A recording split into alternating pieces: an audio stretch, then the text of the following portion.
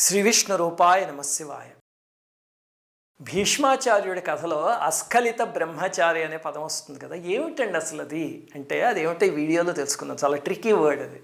అసలు మొట్టమొదట మన ఎవరైనా బ్రహ్మచారి అంటే ఏమిటి అని అడిగారు అనుకో, లేకపోతే బ్రహ్మచారిణి అంటే ఏమిటి అని, మనం వెంటనే ఆ పెళ్లి చేసుకుని వాళ్ళండి అని చెప్పేస్తాం, అంతేనా? అలాగే అస్ఖలిత బ్రహ్మచారి అంటే మనం ఇంకా పేరుని బట్టి ఏదో ఊహించుకుని చెప్పేస్తాం. కానీ అలా కదా, ఆంజనేయ స్వామి, భీష్ముడు, శుక మహర్షి వాళ్ళందరూ అస్ఖలిత బ్రహ్మచారులు. అంటే మనం కలలో కూడా ఊహించలేనంత కష్టమైన ప్రక్రియ అసలు. అష్టవిధ మైథునాలో అవి ఏవి జీవితంలో ఒకసారి కూడా చెయ్యని వాడు అస్ఖలిత బ్రహ్మచారిట. అవేమిటో చెప్తా. మొట్టమొదటిది, శృంగార భావనతో ఎవరినైనా స్మరిస్తే కూడా మైథునమేట. అంటే స్త్రీ పురుషుడైనా, పురుషుడు స్త్రీనైనా, అందరికీ అప్లికబుల్. అలా స్మరిస్తే ఒక మైథునంట. రెండవది ఏమిటంటే స్మరించటంతో పాటు వాళ్ళని అలా ఊహించుకోవడం శృంగారపరంగా, అది ఇంకొక మైథునం.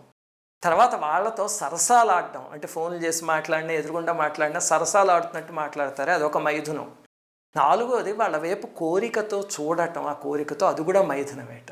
అంటే ఏమిటండి అది కూడా? అవును, అది కూడా అని చెప్పి శాస్త్రంలో చెప్పారు. అందుకే నేను చెప్పాను చాలా కష్టమైన ప్రక్రియ అని. ఐదవది వాళ్లతో రహస్య సంభాషణ చేయడం.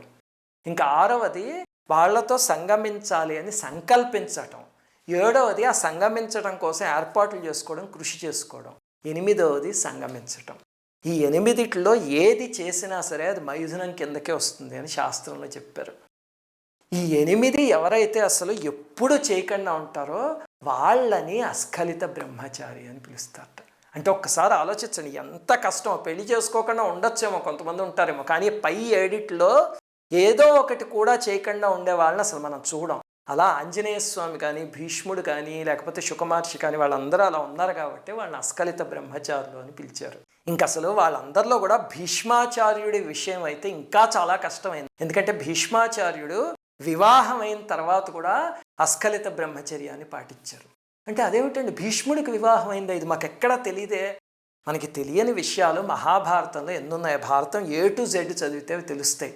భీష్మాచార్యుడికి పెళ్ళి అయింది అని భారతంలో చాలా చోట్ల హింట్ చేసి చెప్పారు, డైరెక్ట్గా చెప్పలేదు. కానీ కొంతమంది అంటారు అసలు దీక్ష అవ్వక ముందే ఆయనకి వివాహం అయింది భీష్మాచార్యుడికి, భీష్మ ప్రతిజ్ఞ చేసేందుకు ముందే.